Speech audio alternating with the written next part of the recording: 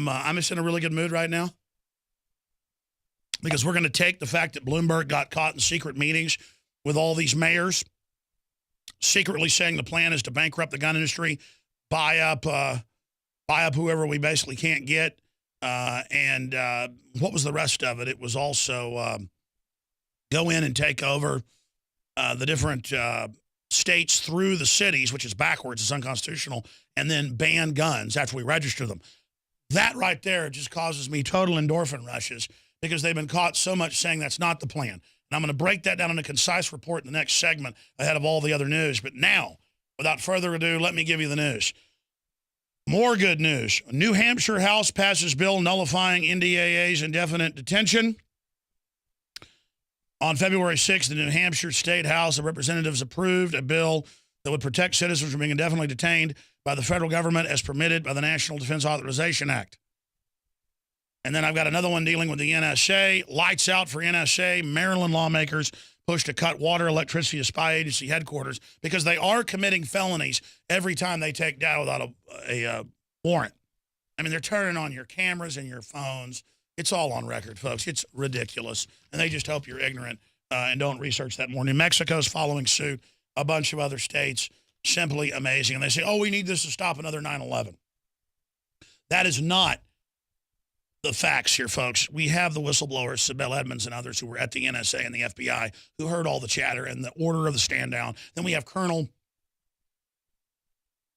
Schaefer, Tony Schaefer, and others who were on the other end being ordered to stand down, and she can corroborate him being told to stand down to not kill bin Laden 2 weeks before and 2 days before 9/11. They had him. Absolutely could have killed him, the U.S. Army, and wasn't allowed to. Unbelievable. So we've got that information. Continuing here now, look at this type of political correctness. This is being reported by the University of San Francisco. California school forced to remove racist menu.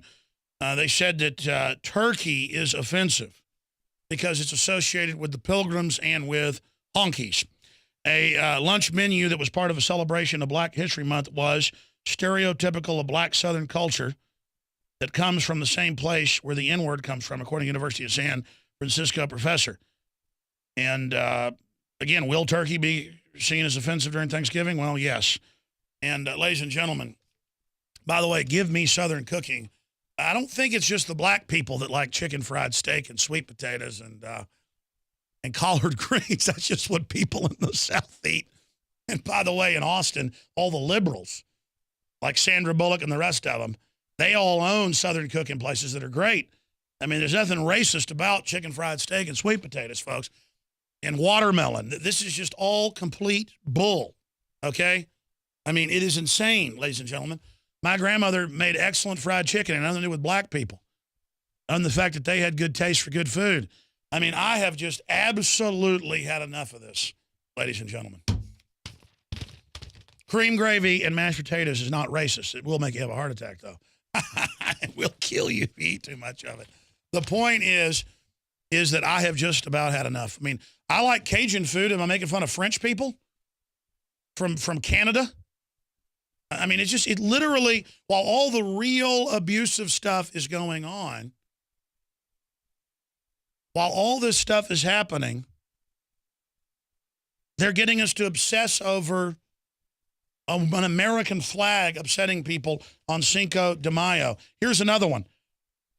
Black residents reject Trader Joe's because it would attract too many white people. That is in the Oregonian. The Portland African American Leadership Forum said that they do not want a white store in the area.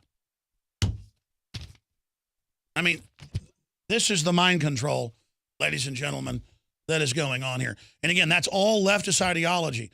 They actually want to keep everybody in their own little subgroup and then keep the guilt going and keep the economic wargaming going on. They want everybody divided into groups they can control. And I know that's elementary. Now, here's the really big news that I haven't gotten to yet. I will cover this at 45 after when this guest leaves us, this guest that's popping in. This is so huge. Iran warship heading to Atlantic, barely survived earlier tangle with U.S. Navy. That was in Operation Praying Mantis. The Iranian frigate Sahand burns after being attacked by U.S. destroyer and A-6E intruder aircraft in the Persian Gulf, April 18th, 1988. Thought I'd just give you some background about Operation Praying Mantis. Now, let's go further here. This is what's currently in the news. Iran TV airs simulated bombing of Tel Aviv U.S. aircraft carrier, showing the city blowing up. Not a very good idea to do that with a country that's got 800 nuclear weapons of the highest technology. Let's continue here. Here's another one, Jerusalem Post. Tehran sending message as warships approach U.S. And I've gone and checked it. It's in the Iranian press.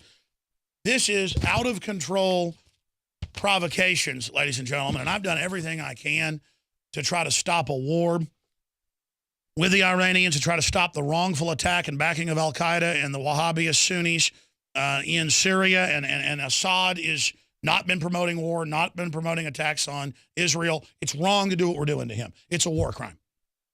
But Iran is really asking for it, and I will break down why coming up at 45 after when this guest leaves us who's popping in.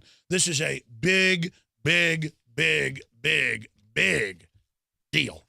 And then we're going to get into Americans renouncing citizenship, up 221%. All aboard.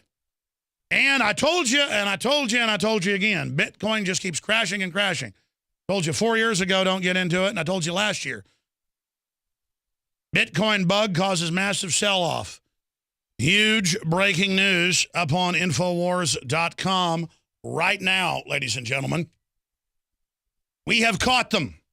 Mayor Bloomberg, who heads up a national movement of mayors calling for forced registration, banning of gun shows, ending private sales, so that they can then confiscate the guns. We've always known that.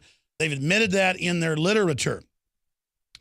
But in an article that came out Friday, and we have new articles coming out in a mere minutes, a mayor has gone public who was in the meeting saying they talked about the real goal once they register being confiscation. Since this broke Friday, 50 mayors plus have announced they are leaving the group because of the gun confiscation plan. Adon Salazar is literally 15 minutes away from having this go up with a red link. This is so huge because it proves their sneaky plan.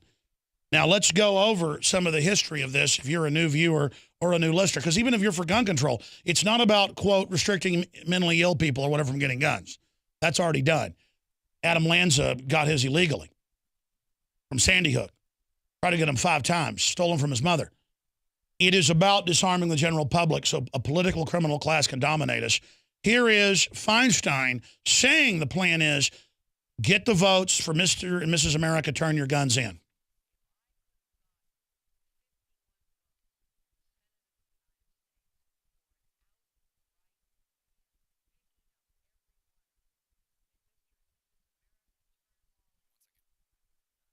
And that's back when she thought she could have gotten the votes. Nowadays, they go, oh, we don't want your guns. Bloomberg says, I'm pro-gun. Just the city I run, they're totally banned, except for people like me who have bodyguards.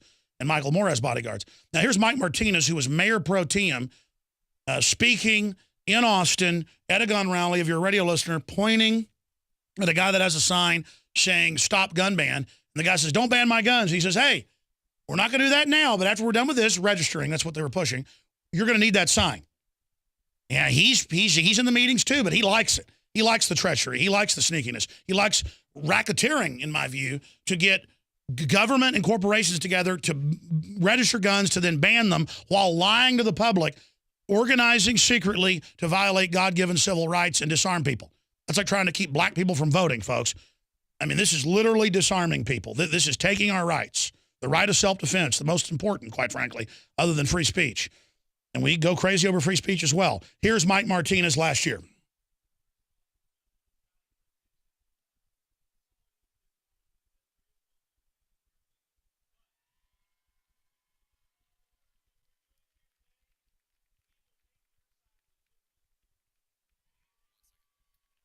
All right, so now we have 50 mayors since this weekend Because I was saying nothing's happening, no one's covering it. Suddenly articles just came out separately that mayors are distancing of themselves. It's begun. One guy stood up, now they're all standing up. Now it'll be hundreds of mayors, thousands of mayors.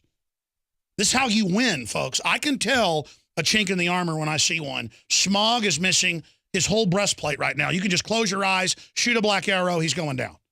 But we got to collectively pull the arrow back. You got to get these articles at Infowars.com and get them out to people. And make every gun magazine cover this and get on the offense. Oh, it's kind of extreme to be pro-gun. It's kind of extreme to say they have a plan to enslave us. No, it's not Guns and Ammo. No, it's not gun publications. When you're hit with a hardcore attack, you respond with how you're being attacked. If somebody's mugging you, you don't say, oh, this neighbor's being rude to me. No, you're being mugged. When they try to take your guns, it's a criminal action. Respond to it. Get aggressive. We can defeat them because they're so open and have been caught lying. Now let's go to another clip here. Let's go to the sheriff defies New York gun ban. Here is that clip in New York.